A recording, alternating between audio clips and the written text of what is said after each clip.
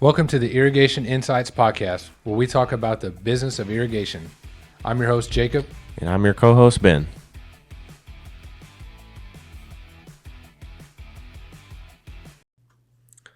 All right, we're back. We're back this week. You're going to have to bear with me. Ben is out. He's working on a big project or supervising a big project. This has been a long one. We are finally getting ready to wrap it up. So I'm rocking solo this week. Hopefully it doesn't suck.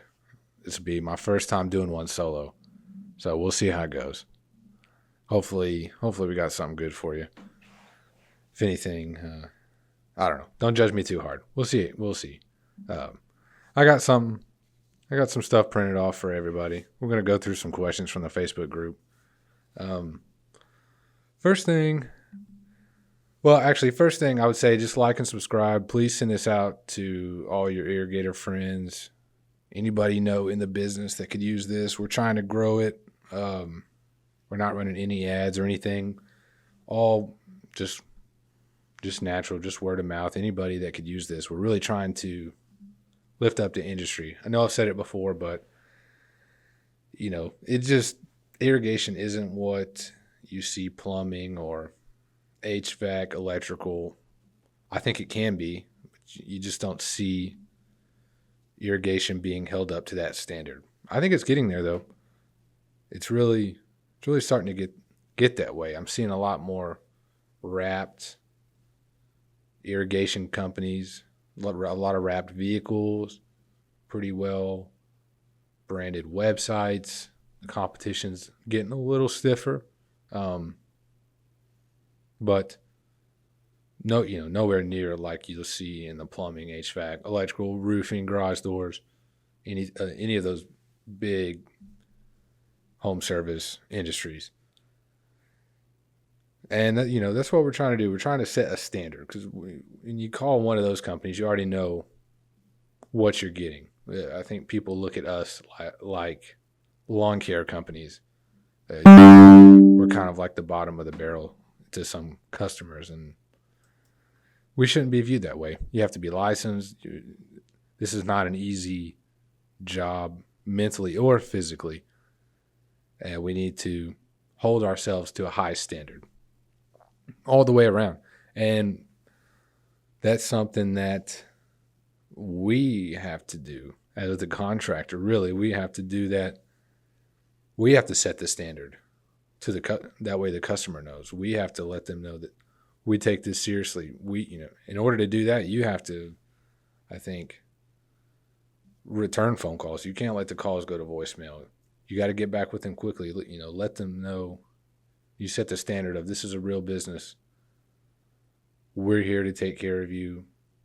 It's not going to be the prices. The prices aren't going to be what you would get if you hired your lawn guy to do it. It's a real business just like any other company you would hire. But we can get there. We're already getting there. I'm seeing a lot of good things. A lot of good things happening. I'm getting a lot of messages of people doing well out there. I think I just had some messages. Get them pulled up. Probably should have already had this pulled up. I'll take a look at that in a minute. One thing I wanted to say was I see a lot of people doing this, and I try not to do this. Sometimes it's hard, but I wanted to put this message out right at the beginning. Don't wait for the perfect time to start or to make a change or to implement something. You need to do it now. There's never going to be a perfect time. Having faith and taking a step forward, you can't have faith without just going into something a little bit blindly. Do your research, make sure that you're not making a dumb move, but at some point you have to just move forward. We've done that pretty much every step of the way. I remember when I had two employees, Clint and Michael. way back in the beginning, they kept telling me, man, you need to hire this guy, Ben, and you need to hire this guy, Ben. And I was like, man, I don't know if I can support a third guy. They're like, yeah, man, but, if you get Ben, he'll be the best guy you have. So when Ben said, hey, man, I don't think I really had the choice to hire him. They were kind of like, yeah, you kind of have to hire him. And then Clint took him on a ride along, just on his own. And Ben was like, yeah, I'll come work for you. And I was like, all right. They kind of made the decision. And that was one of those faith moves that I was like, all right, I guess we're doing this. I could have said no, but they said it was going to be a great move, and I had to trust them, and we just went with it, and it turned out to be one of the best moves ever. And there's been many things like that. Getting software early on, and I've talked to people that when they were starting out, I would say, man, you got to get a CRM. You got to get something to run your business through. And they're like, yeah, but I don't want to spend $200 a month on that. And I would tell them just to get a basic one. They'd say, yeah, but $200 a month, I don't want that. And I'm like, you got to do it, man. You can, with one job, you can get that paid for a month. Yeah, but man, I just need to save that money. That's one of those faith moves you got to take because you can make more money with it. People are afraid to implement. I see it all the time. They know what they need to do. Everybody knows what they need to do. They drag their feet. They take too long, or they never do it. And that's where the growth stops. Eventually you have to do it. You have to just go for it and say, all right, this is what we're doing. I mean, don't go bankrupt doing this kind of stuff, but there are risks. We take risks, and as long as they're calculated, it's worked out pretty well for us. I don't like seeing people that drag their feet because I can see them, and I see that, man, I can see where they are, and I say, man, all right, if you do these 3 things, you'll immediately grow. And they drag their feet for 6 months, for a year, or they just never. I talked to them a year later, and they still haven't done anything. I'm just thinking, you would be so much further if you had already done what I told you to. And they're nervous. They don't want to, for whatever reason, they have a mental block. They're nervous. They don't want to make the change. They're afraid of change. I don't really know what it is. I mean, kind of do. But I'm kind of afraid of change, I guess, but I'm excited about the possibilities of moving forward. I'm always thinking about what's my next goal? How do I get there? If I know where I'm going, I just reverse engineer how to get there. I know where I'm at now. I know where I want to be. Okay, well then here's the next couple of things I need to do, and I'm knocking them out as fast as I can. Then, sometimes you hit something, you say, okay, well, I don't want to do that just yet, but I can't do that one yet. In order to do that, I need to do this first. Okay, well, let's get that done as fast as possible.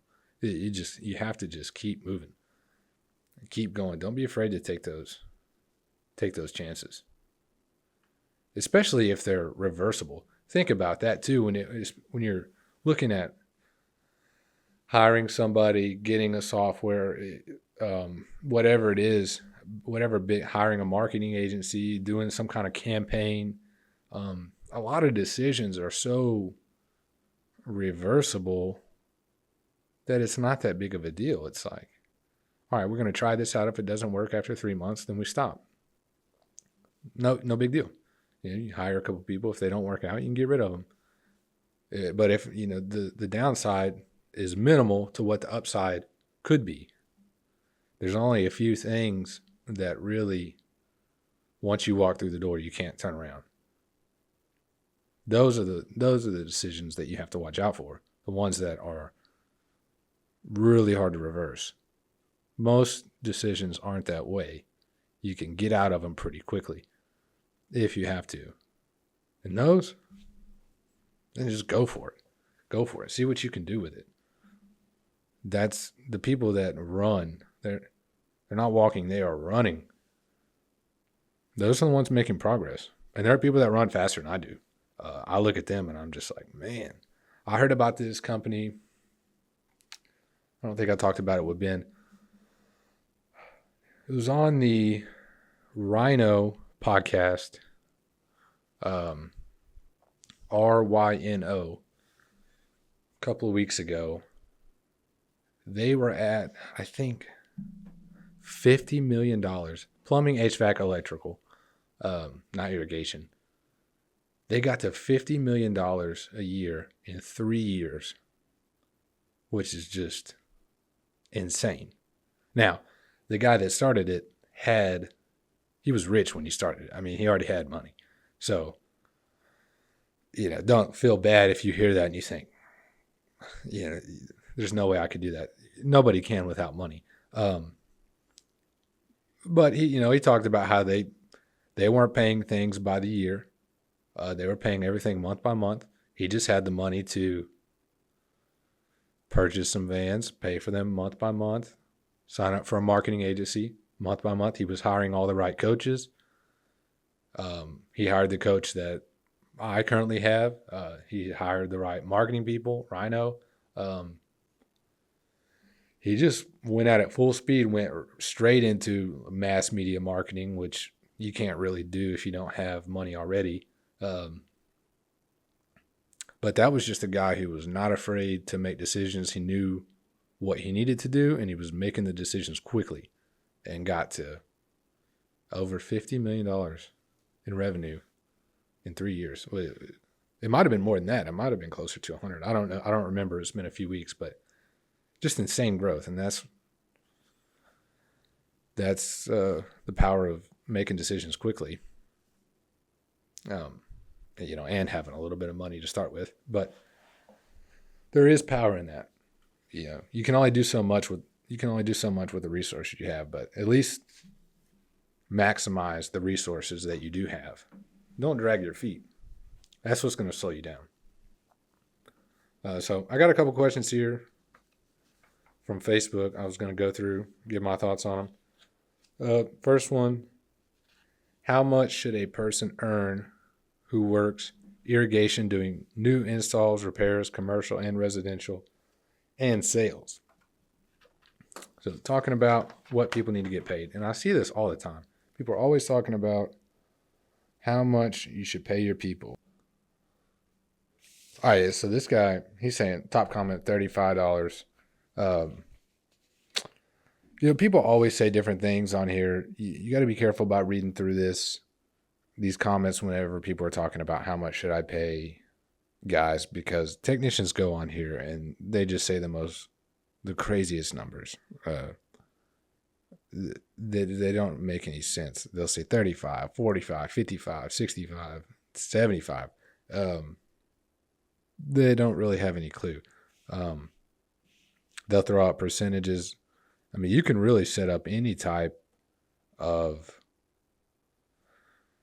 structure. I don't like paying per hour. We pay more of like, we charge flat rate and we're paying flat rate. And we do a base salary plus they're getting paid a flat rate by the job. And really what you can set this up however you want. If you want to pay $30 an hour, you can. You're just going to have to pay a really small flat rate on top. If you're going to do hourly plus flat rate, you're going to have to bring your flat rate down. Because I saw somebody in these comments, I think, put $30 an hour plus 15% commission. There's no way that's going to work out. And the reason being is your total payroll, including benefits, payroll taxes, workers' comp, everything having to do with payroll has to be under 32%. That's where you want to be at. So no matter how you structure your payroll, you have to be under 32 max % of revenue. That's just all there is to it. So no matter what anybody says, I know everything there is to know about irrigation, I can fix any problem in the world in 15 minutes. That's great, but you still can't be over 30 to 32% in revenue. So, however you want to structure it. And if you're paying $30 an hour plus 15% in commission, you're going to be over 32%, no doubt. So you just have to factor that in. One guy said 20 to 25% is what he pays. I guess just a flat 20 to 25%. If you're paying 25%, then you got to factor in payroll taxes, insurance if you offer that, health insurance, dental, vision. We do life insurance. Then you got, any workers' comp if you have that. 401k, you got to factor that in there. All that stuff. So if you're at 25% plus all of that, that might put you close to 30. And then you also have to think about office staff, because office staff is going to be there too. Your total payroll for the entire company cannot be more than 32. Really, it needs to be closer to 30, but 32 max of your revenue. So you need to be checking that. Check it monthly, check it quarterly, check it at the half year mark, check it at the full year mark. You got to be checking that often, because if it gets out of whack, that's going to be why you don't make money. You start growing and you're paying these guys $40 an hour plus a couple bonuses, and they got all these benefits, and then you get some office staff, and now your payroll cost is 40% of revenue. Your material cost is 30, 35, 40 also. Well, now you have 20% for all your other expenses, and you're toast. I mean, it's not good.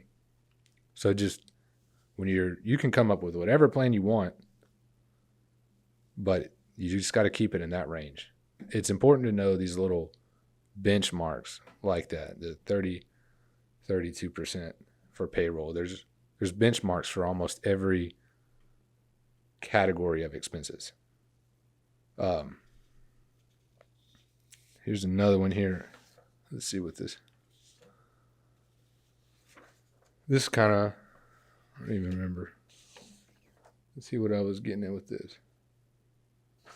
Oh yeah. So this guy was saying he was wanting to hire some part-time help for $200 a day, 5 days a week, paid weekly, just temporary. And, this is another guy that's saying, if you know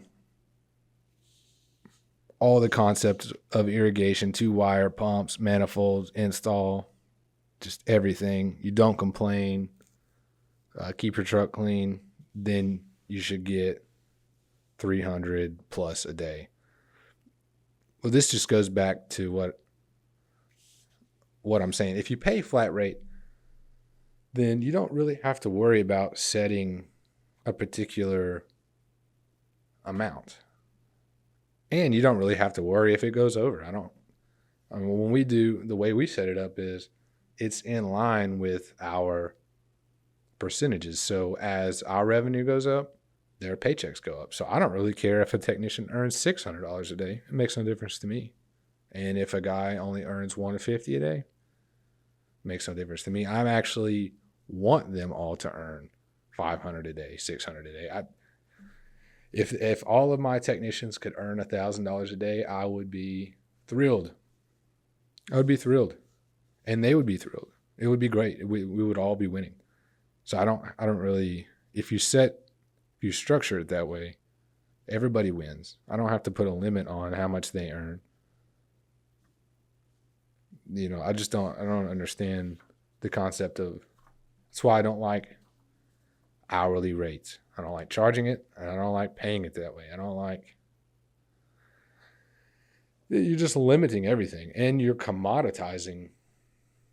If you charge hourly, you're just commoditizing yourself. All you're doing is saying, "Yep, well, I'm here to fix your sprinklers. I'm $100 an hour, $150 an hour."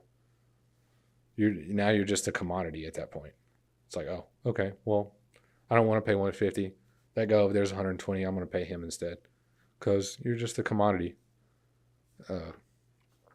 Same thing with your guys, really, that get paid by the hour. It's just a no-win situation. I just don't like it.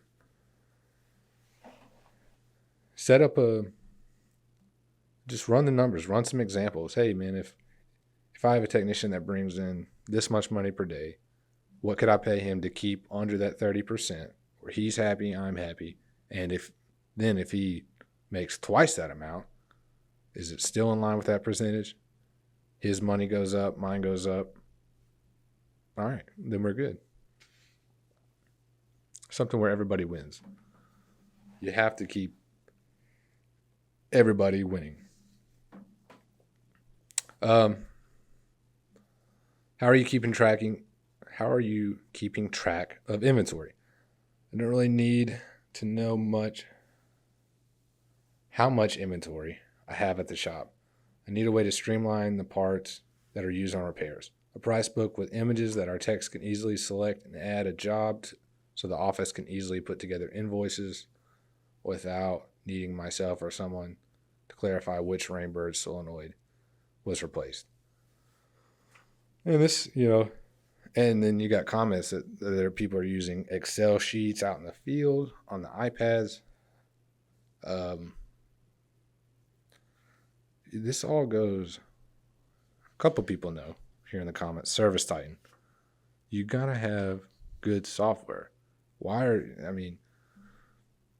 certainly wouldn't be, you said here you're sending invoices in the office. If you have Service Titan, then you can be sending invoices in the field. It has a price book with images. You could build your own price book with images that have all of the parts. It tracks inventory. You can send invoices in the field. You collect payments in the field. You do everything in the field. And it takes up all the office work on the back end. Just all that goes away. This is what people make their lives so hard. And this is what I'm talking about the people that don't implement. They drag their feet on implementing because they know they need software. They don't want to spend the money. They look at the price for it and they say, gosh, I know I need that, but I don't know if I'm ready for it. You are ready for it. You just need to do it. You're just going to have to do it. And once you do it, you'll figure out a way to make it work. You're just going to have to go for it. Because how much money are you losing by just in opportunity costs and inefficiencies by using Excel sheets, by leaving the job, not sending invoices, by having your back office staff deal with all this stuff? Just get the software, have it all done in the field. That way, by the time you leave the job, everything's already tracked, the invoice is done, the job's been paid, and it's over with. And there's nothing to be done on the backside. That is worth whatever the price of Service Titan is. It's pretty incredible. Trust me, it's worth it. Business owners, what platforms are you using to find qualified employees? This always comes up. Everybody wants to find qualified employees. What does that even mean? Qualified employees. Qualified to do what? Are you looking for somebody that already knows everything? Or are you just looking for somebody with a great attitude, who's hungry, eager to learn, eager to work hard, wants to make money? What's qualified? I think you have to define that. Really, what are you looking for? That's pretty important, because I don't even look for anybody who's, we talked about it before. We're not looking for anybody who already has experience. I'm not going to go search out. If you're only looking for people with experience, it's gonna take forever. And you're gonna have to break them of all of their habits. Tell them, hey, everything you're doing currently, not everything, but a lot of the stuff you're already doing, whatever software you were used to, it all has to stop. Your purchasing habits, your old boss let you do this, it's not allowed over here. Or you weren't allowed to do this at your other place, I need you to do this over here. There's just so many different things. And it's a pain. It's hard. I would prefer, and then that's just experience. That doesn't even tell you what kind of person they are just because they have all the right qualifications. Are they motivated? Are they hungry? Do they really want to get out there and hustle, or do they want to be off by 5 o'clock, 4:30 every day? And all they want to do is show up, collect a paycheck, and leave. Because you can, like I said, you can be the best irrigator out there. If you want to be off by 4:30 every day, I have no use for you. Yeah, I'll let somebody else have you. Don't need you. So you got to decide what you want there. As far as platforms, I've talked about Rapid Hire Pro. I've never used it, but I know my buddy Miles in Canada has. He used it to fill like 25 slots very quickly. And they do the recruiting for you. I do not like Indeed or ZipRecruiter. Every interview I've ever lined up through either one of them, the interviews have been horrible. We've done a bunch of interviews from the candidates from both of those websites. We've only made 1, maybe 2 job offers from all of those candidates. And we pretty much rescinded those job offers or told them to kick rocks after their first or second day here. It's horrible. I do not like those. I don't like those at all. Facebook's a great way to advertise for jobs. What really works, I was in this coaching group not long ago. There was a bunch of us in there, and our coach asked everybody to close their eyes and raise their hand. So we all closed our eyes and we raised our hand. Then he said he was going to start listing out numbers. First he said, picture your number one technician, your best technician, the guy who makes the most money. He has the best attitude. He's just your top guy. So we all closed our eyes. We pictured him. He said, now, imagine I'm telling you I have a cloning machine. And I can clone him and make as many copies of him as you need me to. He'll come out just the same, and he'll do just as good of a job as your top guy is right now. So the deal was, we all closed our eyes, we put our hands up, and he started listing off numbers. And we had to lower our hands whenever he hit the number that we were no longer comfortable paying for these clones. So he started off with like $1,000, and everybody had their hands up. And it went to $2,000. And I don't really know. We all had our eyes closed, so I don't know when people started dropping their hands. But I know he went up to $20,000, and this is what you'd be paying for a clone of your top guy. And only 2 people still had their hands up, me and one other guy. And that's when he said, all right, now open your eyes, look around the room. And it was just my hand up and one other guy. And he was like, why would you pay $20,000 for a clone of your top guy? And we were like, because he can make that back in less than a month, in a couple of weeks. To pay $20,000 for a clone of my top guy, makes great money, has a great attitude, goes the extra mile. If you said you could clone it for $20,000, I'd tell you I want 10 of them. I'll write you a check. Why would you not? So my point in telling you this story is, I think really how we have grown quickly is because we actually do a referral, like an employee referral program. So if an employee brings one of their friends over, they get a bonus. And you don't have to make it $20,000. It can just be, it could be $1,000. It could be $2,000. It could be $5,000. It could be whatever. Let's say, say it's $2,000. And we only do 1,000.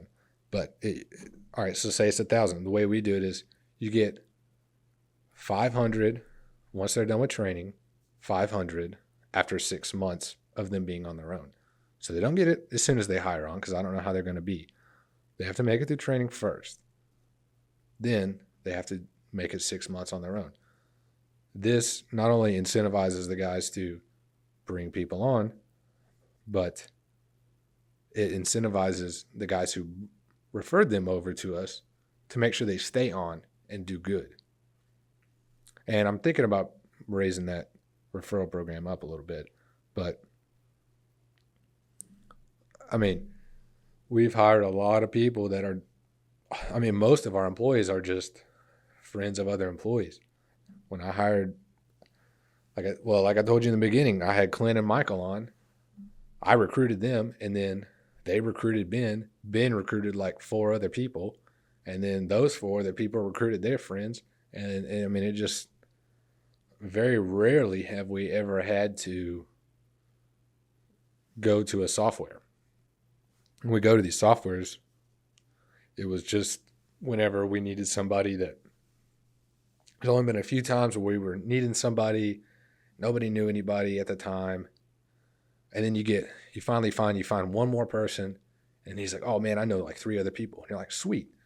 He brings them on, and they're like, oh, I know a guy, and I know a guy too. And they're just, it just starts all over again. That is a great way to do that. They start bringing their friends. And some of these, one of the guys we just hired, Ben has been working on for like 2 years. And Ben got his friend Damon on, and Damon started working on this guy too. So now we had both guys working on this guy, Clay, and we finally got Clay over here. And it's been like 2 years of trying to get that guy over here. Because Ben said he was going to be a killer. Damon said he was going to be a killer. And finally. And sometimes it works out that way because, people don't like to make a change. And Clay was at his job, and he was saying, well, they're promising me a raise. They said they're going to give it to me in a few months. And they gave him a little one, but he was waiting for a bigger one, and it turns out they never gave it to him. So he finally just, after 2 years of waiting around, finally had enough, and he came over. And you got to play a little bit, but you got to have some kind of incentivize your current guys to bring their friends over. You also need to have a good working place that even makes your employees want to bring their friends over. If they're on their way out, they're not bringing their friends over. So that's something to think about too. If you put that in place and nobody's taking the bait, maybe they're on their way out.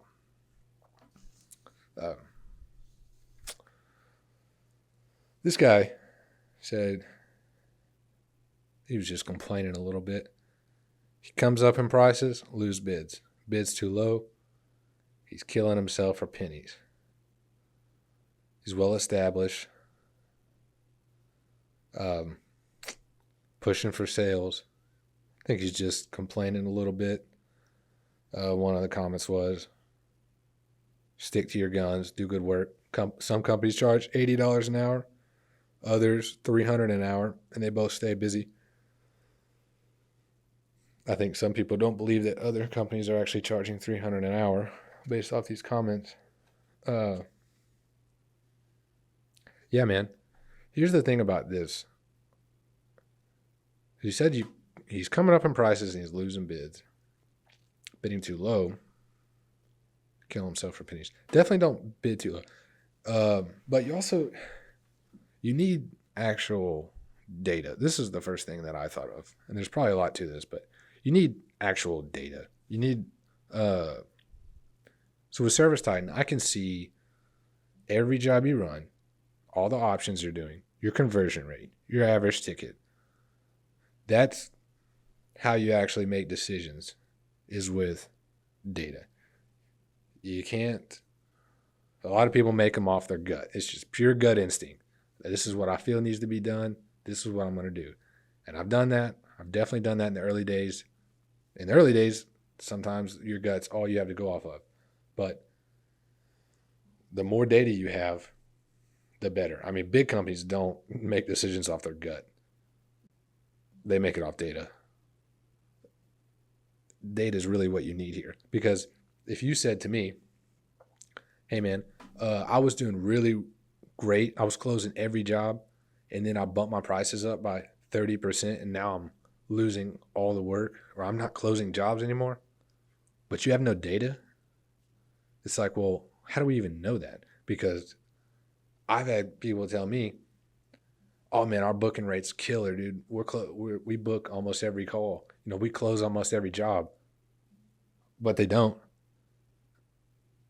When you actually look at the data, they don't. So my point is, if you actually have the data, if you're tracking it and your conversion rate is 80% and you bump your prices up by 30, 40% and your conversion rate drops from 80 to 70, but your prices went up by 40, that's not terrible. It's not that bad. Even though when you're in the field, it probably feels bad because you are getting more no's and it hurts, and you were already nervous to begin with. You were nervous about the big price increase, and you're getting a couple of more no's, and you're just like, you have all this head trash going on, and you're like, I don't know about this. I'm getting more no's, but you don't really have the data. But if you're tracking it, then you could just say, oh, well, our conversion rate only dropped by 10%, but we actually are making more money. Oh, it's no big deal. Let's just keep rocking. This is great. Without the data, you actually have no idea. Now, if you go up by 40% and your conversion rate drops from 80 to 20, now we know. Now it's a big problem. We're tracking it. Another reason why, either Service Titan, House Call Pro, just something. I don't really care what you use. Just track it. Just have something you can look on and know. Same thing when we look at, somebody's always wanting to make a change to the call script, or let's do this. What if we change our service call? What if we add this stipulation? Or what if we, and I'm always thinking, well, what's that going to do to the booking rate? I know where our booking rate is now. What's it going to do to the booking rate? Well, y'all want to try it? All right, we'll try it. We'll try it for 2 weeks. If the booking rate drops, more than a couple of percent, or then maybe we don't want to do that. Or is the juice worth the squeeze, depending on what we're doing? But at least we have the data to know what we're doing, what we're looking at. Is it worth it? Because you say you come up in price and you lose bids. How many bids are you losing? How much did you come up in price? I mean, and companies definitely are charging $300 an hour and staying busy. People might not believe it. They are. They're not. But what they're not doing is they're not actually charging it by the hour. They're doing it flat rate. You can't go up to somebody and say it's $300 an hour. You're gonna look at that job and say, well, that's about 2 hours, so it's $600. And if it takes longer, sorry, you lost out. You should have bid it different. That's the deal with flat rate. If you just say it's $600 to fix it, that comes off a lot better, and you're no longer a commodity, because you're saying, hey, it's $600. This is what you get from us. You get this type of warranty. This is who we are as a company. This is the type of service we're going to provide. You no longer commoditize yourself. You're just saying, here's your problem. I can fix it for this price. End of story. That's different than saying we're $300 an hour. That's not going to work. And some people still don't like that. Some people, I just had a conversation with one of my technicians about that earlier, that some customers don't understand it. Even if you're at $400 and they say, well, that price or that part only costs $30. How long is it going to, you think you're worth $400 an hour? It's only going to take you, but they're not factoring in the cost of the technician, the cost of the van, the cost of his benefits. Not only the cost of the additional cost of the parts, all the fittings. They're just not factoring any of that in. So don't let customers decide your price. Instead of worrying about what your price is, figure out how you can increase your value to match your price. And if all they want is the cheapest work, then they can go have that. You don't want that because they're always looking for the cheapest, and somebody else will always be cheaper. They have no loyalty to you. As soon as you're no longer the cheapest, they'll be on to the next. That's not for me. All right. Last one here. This one's interesting. If you don't have employees, you might not have this problem, but you will once you get problems or once you get employees. So, question is, anyone have employees run off or quit because they couldn't handle the crap talk? This one got a lot of comments. Here's the thing about employees, especially the more employees you get. You have to build a strong culture. And this is something we've been focused on because we have a lot of technicians now. I mean, a lot for us anyways. It's not hundreds, but we have enough that it was starting to get real clicky. We had multiple clicks, not just 2 clicks. It was like 4 or more clicks. I don't know. It was getting real clicky. And not that they didn't like each other. It was just they were starting to develop into cliques. And there's always going to be, crap talk. I mean, we're men. We work outside. We work hard. There's going to be crap talk. This just is what it is. But it's fine when you're friends with each other. When you're friends and you're crap talking with your boys, that's fine. When you're not friends, it doesn't work so well. The culture has to be tight. And this is something we've been focused hard on because we started noticing the cliques and people in private saying, hey, man, I don't know about this technician. I'm not sure what's going on with him. And, just some weird stuff going on. So this is something, no doubt, you'll run into the more employees you get because, the first couple, they'll be tight with each other. You start getting more and more. Then all of a sudden, it's a melting pot of personalities. Well, it's not really a melting pot because they don't melt together.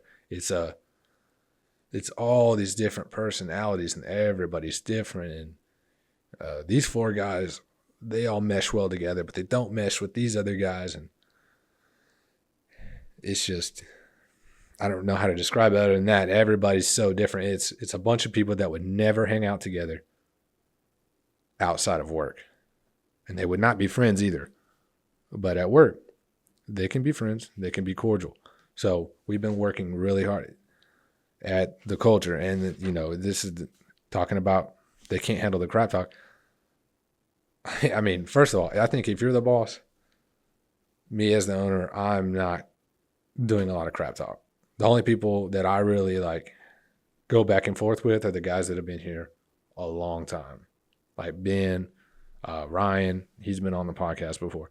They've been here a while. So I can kind of go back and forth with them a little bit. But pretty much anybody else, I'm not going to do that. I'm not crap talking them. You're a leader now. This is not friends. I mean, you can be friends, but you cannot you cannot do that. We're not making fun of each other, not as the boss. That's not what we're doing. I'd rather them make fun of me and me just kind of laugh and, that was a good one. And I don't care. You can make fun of me all day long. I'm not doesn't hurt my feelings. But I'm not going to do it back to them because now I'm the boss. I can't do that. And they don't know me that well. Then all of a sudden, like, is he serious? Is he not serious? Nobody knows. Oh, Jacob just said this to me. Was he being for real about it? I'm not getting into all that. We're not even going to start it. So if you're the boss, I don't know who posted this. It's anonymous. So it's odd that this guy's talking about his employees running off because of crap talking. He posted anonymously. But if you're the boss, you shouldn't be involved in this. Your employees can kind of do it with each other if they're friends, but do not let a toxic workplace go on. I mean, one bad apple will spoil the bunch.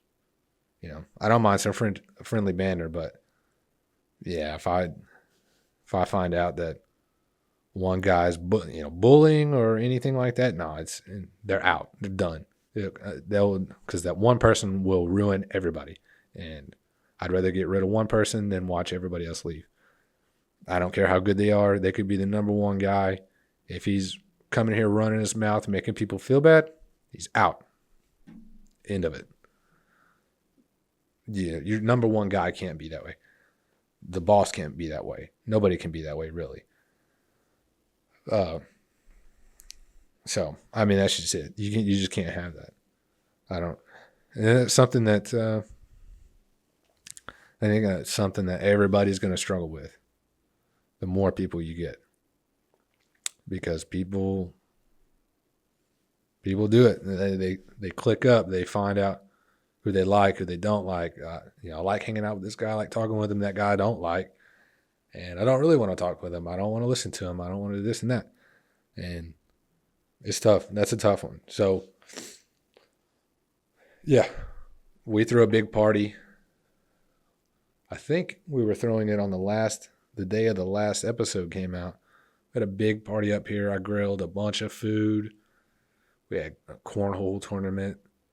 We had games, music. Yeah, I mean, it's just overall, we shut down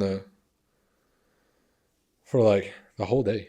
I mean, it was kind of a rainy week, so we shut the whole day down, took everybody to Topgolf, came back here, and just grilled out, had fun, just the whole day. It was just a day of fun. Let everybody, and that was cool to see because what we saw was people that don't usually talk with each other were talking with each other, and that's what we're trying to get. We're trying to get everybody just to start mingling with each other. Really, really get that going. Everybody needs to know each other. They don't have to be best friends. They just need to respect each other enough to be able to be cordial, and that's it. It's a tough thing to do. You got to have that strong culture. Yeah. Those are the hard problems. All these other stuff, managing personalities, different personalities, that is hard. And men are like children. They really are, And I know there's all men listening. I'm telling you, grown men are like children. They at least can be, not all the time, but they definitely can be. But these are the hard problems, managing all these different personalities. Everybody wants their way. Everybody wants to, I mean, anybody that has employees knows what I'm talking about. And if you don't have employees yet, you'll soon find out. This is the really hard stuff, or it can be. That can get hard. And then you got to, not only you have to handle all the different personalities mingling with each other, and then you got to train them all. You're handling training. That way you can get your sales up, like this guy talking about raising prices and losing bids. What are you going to do when you have a room full of 20 people, all with different personalities in different cliques, and you're telling them, hey, we're raising our prices by 30%. And some people are like, cool. And some people are like, there's no way we can do that. And you got to say, yeah, well, we are. And we're going to, do some sales training, and we're going to work on it. And I want that guy right there to lead up the sales training. And some people are like, sweet. And some people are like, well, I don't like that guy.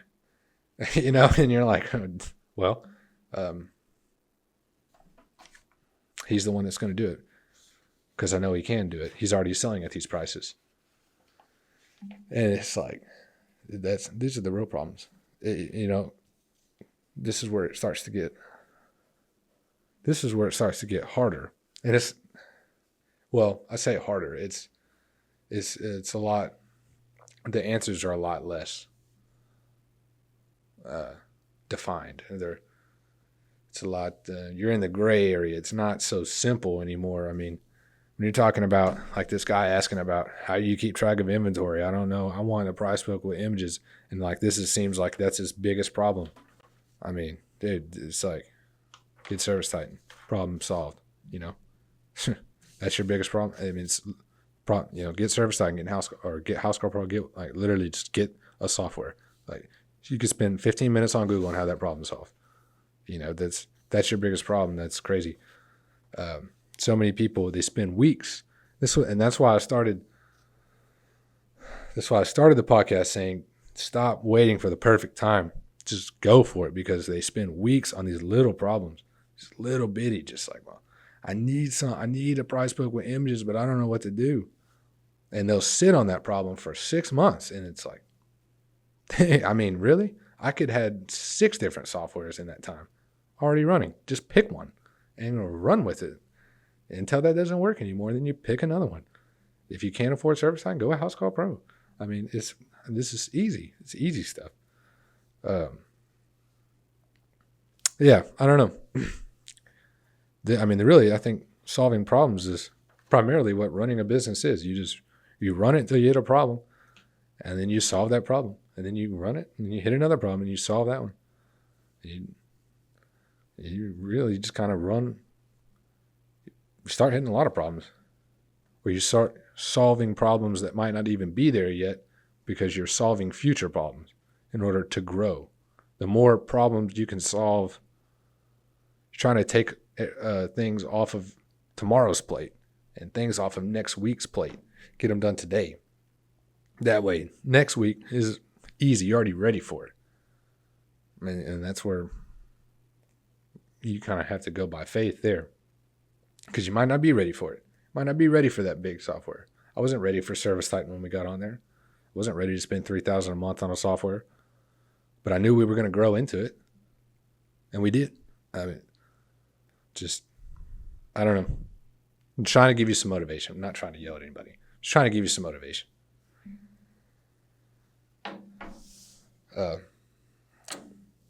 Yeah, that's really it. Just implement. The faster you can implement, the better off you'll be. And don't sit on these little problems forever. The longer you sit on these little problems, the more people are going to pass you by. People like me. People like Eric Brunn here, who's been messaging me about our podcast, just told me he's been listening to us, been listening to Drokus Sarah. He's been working out how to do his options. Just sold his first, best option, his first ultimate option, $4,500. And, these were guys that were normally just running through and selling regular jobs. Now they're selling big jobs. And these are not big installs. These are big repair tickets. These are like system overhauls. And these guys that are these guys like Eric Brunn, like me, like Miles in Canada. I had more messages here too. Daniel Overton. I have some other guys here that have sent me messages of the sales that they've been getting. These guys they're implementing quickly, and they're not sitting around waiting months to make a decision on what to do next. They're moving, and they're making progress. And it doesn't have to be perfect when you start out. I mean, it most likely is not going to be perfect when you start out. If it is, it's going to be weird. You should expect some hiccups when you start something new. That's fine. Just make progress. Keep moving forward. And you'll see some things happen. Otherwise, you're just going to get passed up. And that's pretty much it. There's guys out there doing it. They're taking market share. We're taking market share. And there's also people coming into your city, new guys opening up businesses weekly in your city, no matter where you are. They're starting a business. Every year, there's new businesses. Every week, you gotta be moving. You can't be sitting around trying to figure out what software am I going to use for months at a time. Pick one. Get going. If you want to change it later. That's all I got. Hopefully this episode didn't suck. Please like and subscribe. Share it with your friends. Share it on the Facebook. Share it on the Facebook group. Get this out there. I can handle some people roasting us. If they want to roast us, that's fine. Just share it out there. And let's get some people talking about it. All right, we will catch you next week. See you later.